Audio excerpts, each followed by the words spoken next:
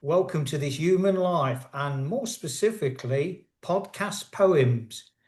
To help us on this journey and unravel what podcast poems really means, I'm delighted to introduce Kristin Johnson from Palm Desert in sunny California. Kristin, very warm welcome to you. Thank you, Paul. Pleasure to be here. As an accomplished writer, so it's two simple words, isn't it? Podcast poems. Forget the podcast bit, but poems. What does that conjure up with you, Kristin, within your professional capacity or maybe your personal? What does that mean in your world? Oh gosh, poems have been part of my life as long as I can remember. I can remember my mom and reading me poems and my grandfather reciting poems. Sometimes he would make up poems or songs impromptu, depending on what the subject was. It didn't take much to start him off with that, and he was always very creative, which was a natural because his own mother, my great grandmother, was a writer, and it was poetry was just always a part of my life. And for a while, I ran my own custom poem business for all occasions, and I've won awards for my poetry in poetry contests and literary magazines and the Blue Mountain Arts Triannual Poetry Competition. They're the greeting card company. So I tied for first place out of 50,000 entries.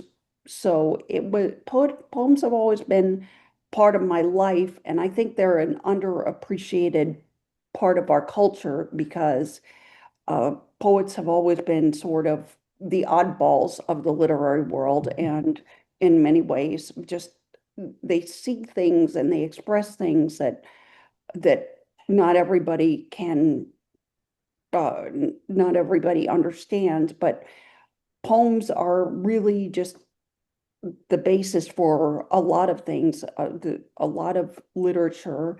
There's so many poems from ancient Greece to ancient Egypt to the beat poets like Allen Ginsberg and Jack Kerouac to some of the modern variety that we keep seeing, for example, at presidential inaugurations and so on. And then you have the expression, the internet, the via the internet, people will record poems and just put them out on YouTube. Just put them out for whoever wants them, which is kind of like the equivalent of somebody standing on a street corner and doing poetry. So poems have been part of everyday life, and they're the basis for songs. And I think they're a vibrant part of our culture. It's just that they get underappreciated sometimes.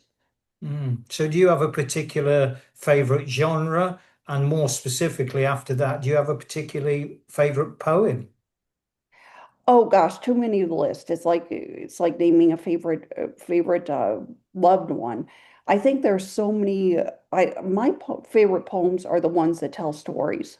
I love poems that tell stories like the Rime of the Ancient Mariner is with Samuel Taylor Coleridge. I also like Maya Angelou's poems, Ain't I a Woman? I like, no, that's not Maya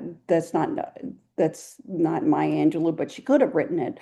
But Maya Angelou's Phenomenal Woman, I believe. And there's so many poems that I love, and it's hard to pick a favorite. Though I love poems that tell a story, just like I love songs that tell a story. So would you like to give us an insight or recite one, Kristen, that's got a particular meaning to you, whatever that may be? Well, I think I'll make one up on the spot because that's Mhm. kind of impromptu. That's what you do, slam poetry.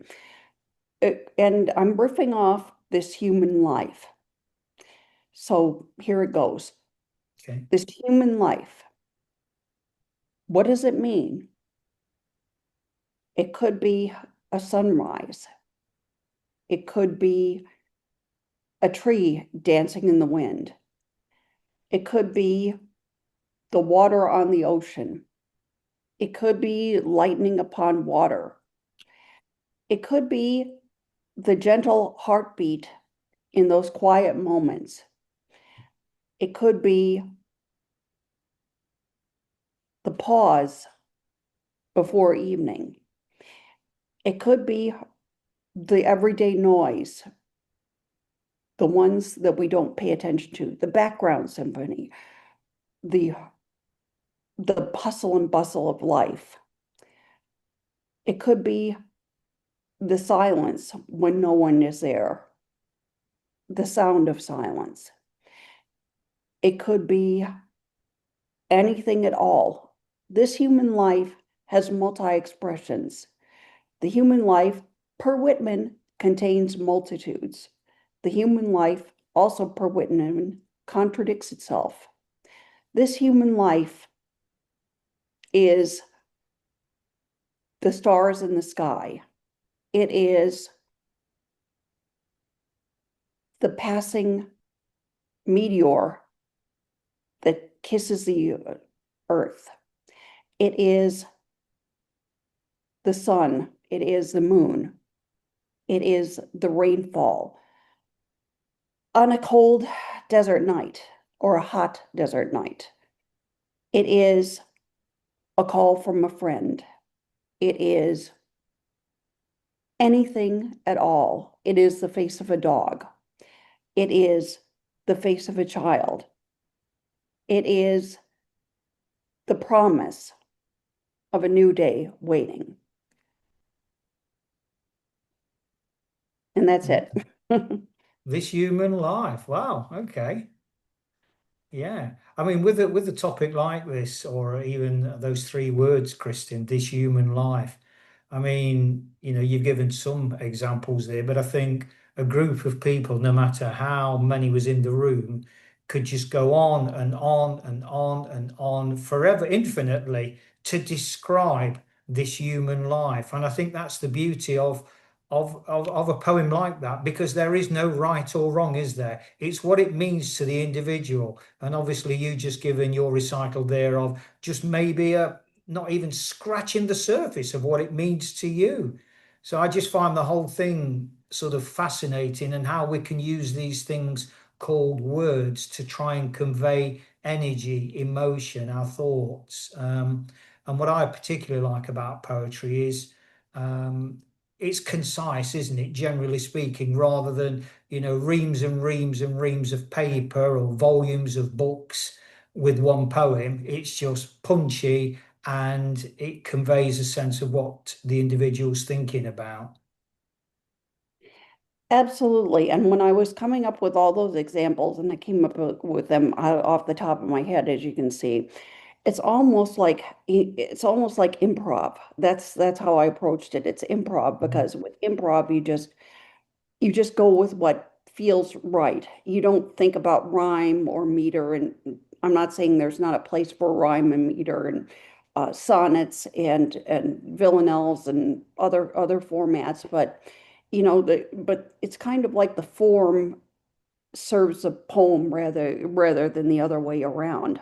I know that Mm. from analyzing poetry and helping others to analyze poetry in my work as a trying to educate people that there's so much meaning to a poem, and there's so many forms, and there's so many ways that you can write a poem.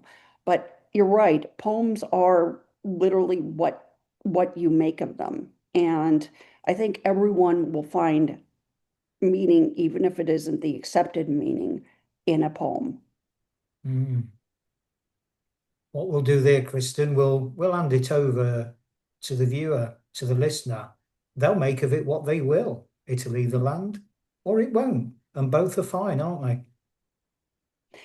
Absolutely, because I think with poetry in particular, poetry is something that you're right, unlike a book, or which could take thousands of words to express what a poem does in a brief snapshot. I think that poetry is concise, it's accessible. Most people think, oh, poetry, it's that's for literary types, that's for intellectuals. It's not, because No. you see kids making up poetry all the time. You see people rhyming. Like like rappers. You see kids on street corner in playgrounds, making up the rap things. You see kids in playgrounds and in schools. They just make up these things and they just do it on the fly. And then you also have people just um, I guess riffing on each other. That's what it is. That's the word I was thinking of. You have people riffing on each other, just kind of doing these exercises. When I was had a poetry group in college, we would do something called an exquisite corpse. What this is one person writes a line, and then they fold the paper, they pass it to the next person. Next person writes a line.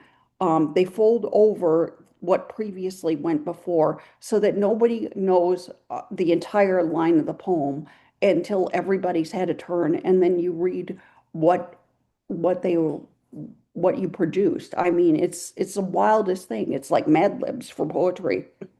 Yeah. So on that note, Kristen, of wildest things, and you mentioned rapping there, I'm going to attempt some humor and offer a very short, concise rap by saying, thanks for watching and listening to the show. But like everything else now, it's time to go.